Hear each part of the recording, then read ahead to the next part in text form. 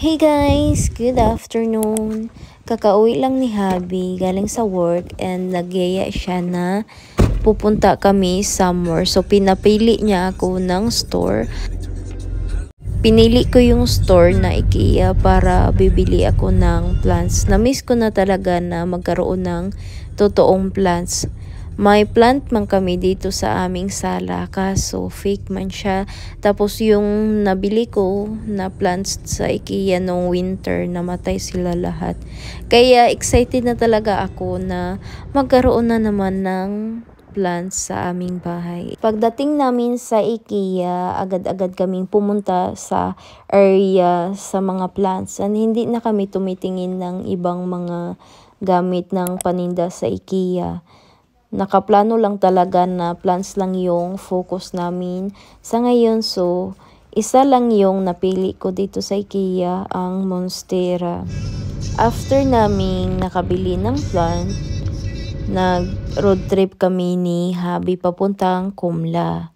I think mga 30 minutes plus drive papuntang Kumla. Tapos pagbalik, 30 minutes plus. So, mga 1 hour yung aming road trip. Mahilig kami mag-road trip ni Habi. And ito talaga din yung way namin na magkaroon ng quality time, makapag-talk kami. Tapos, ma-enjoy pa namin yung view. Ang ganda talaga sa mata kapag green na yung paligid. Nakaka-relax. Tapos, may mga yellow pa na mga flowers.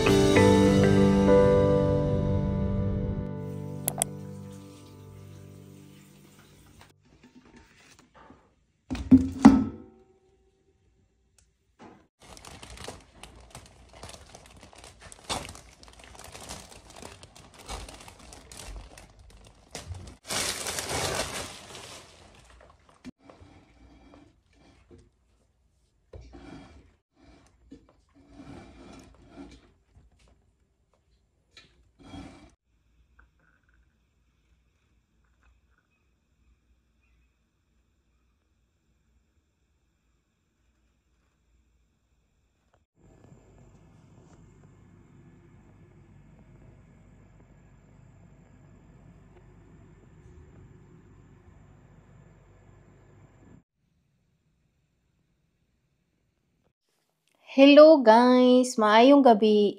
Kahapon kay nagpili-pili man ako ng mga perfume para mapadala ko. Nakakita ako nito. Sobrang bango talaga, nagustuhan ko. So nagkuha ako ng isa para sa akin. I-unbox natin to siya.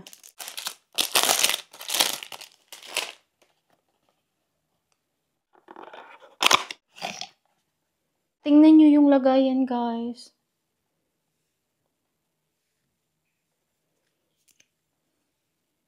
Oh my God, nakaka-inlove. Yung pang fresh lang bitaw, pang spring or summer na amoy. Oh my God, ang bango. Tapos aesthetic yung lagayan. Gusto ko talaga yung amoy maganda, tapos aesthetic yung lagayan para may bonus na, 'di ba? Nagbili din ako ng mga suklay.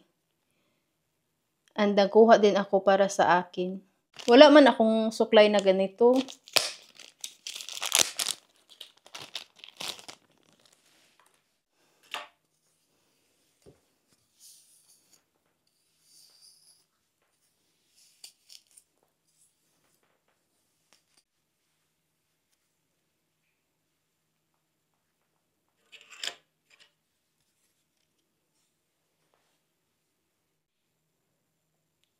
officially nursing assistant na ako.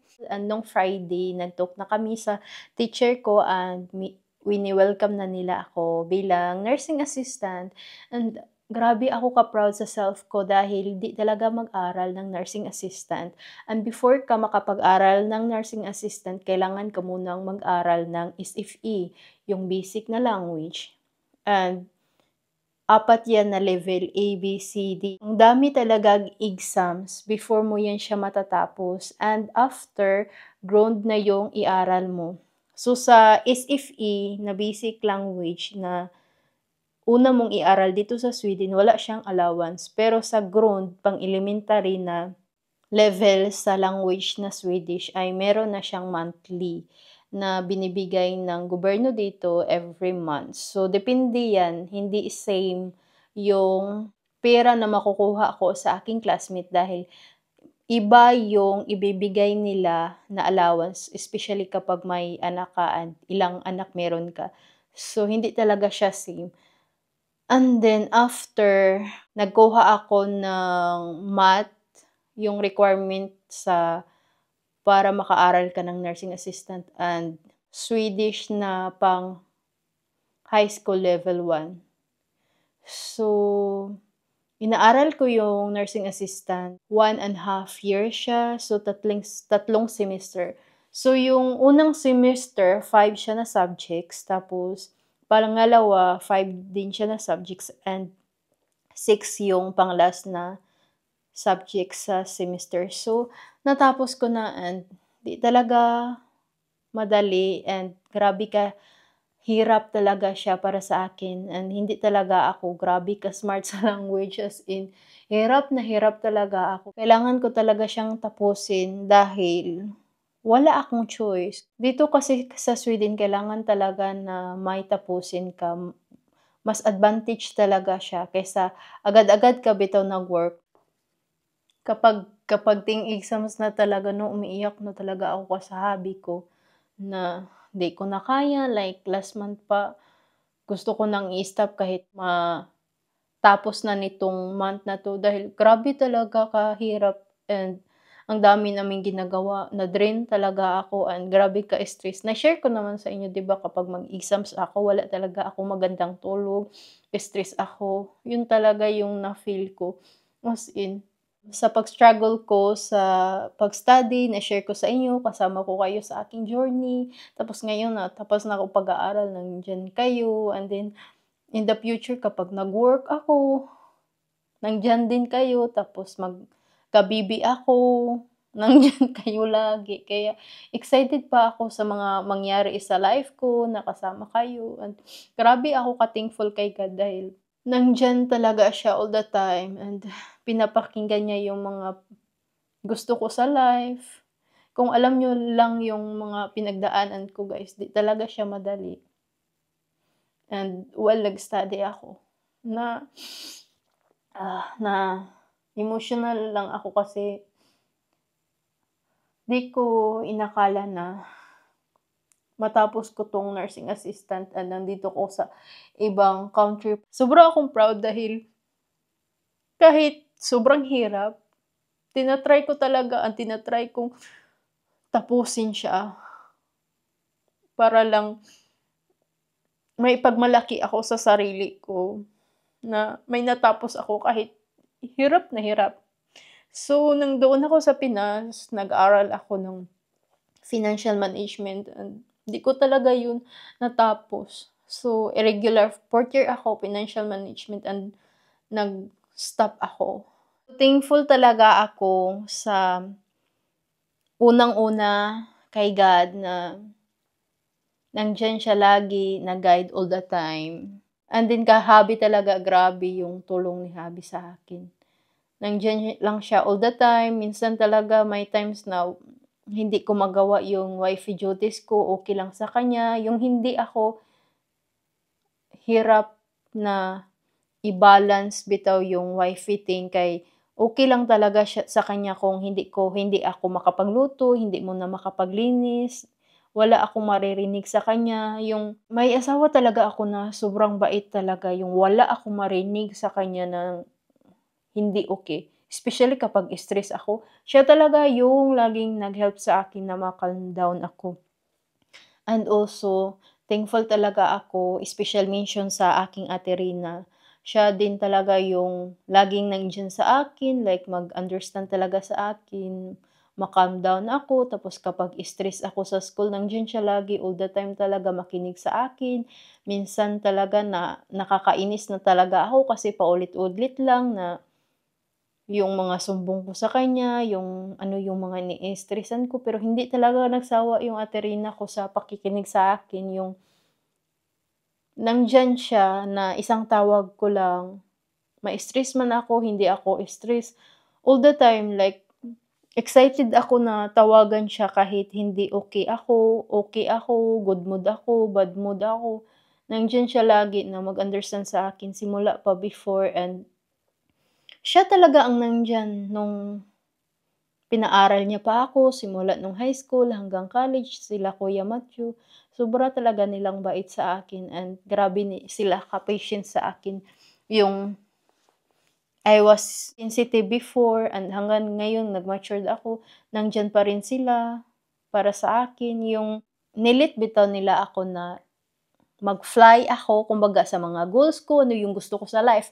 Tapos kapag ma-fall ako, grabe yung bagsak, yung mga stress, yung mga problema ko, nandiyan sila na 100% na sumalo sa akin. Grabe ako ka-grateful talaga sa family ko, and sila talaga yung support system ko na laging nandiyan. Kahit bitaw na wala akong maibigay sa kanila, nandiyan sila lagi sa akin. Wala akong madaming friends, close friends.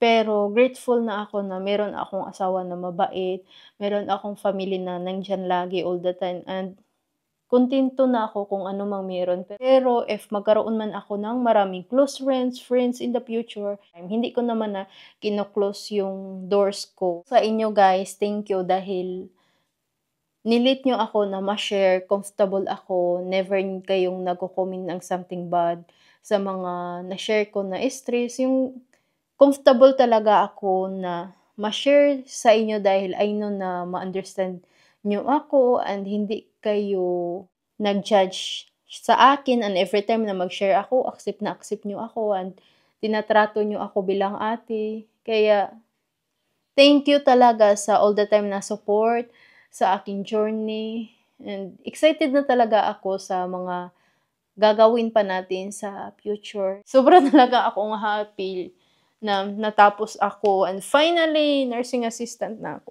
So, I hope na nag-enjoy kayo nito, and thank you talaga guys all the time sa mga support nyo. Hindi ko talaga akalain na nagsama na tayo sa journey na to, and sa mga na-share ko sa inyo. Finally, natapos na talaga ako sa mga stress about sa school. So, iba na namang journey na magkasama tayo. Thank you for watching. I love you so much, guys. Bye-bye.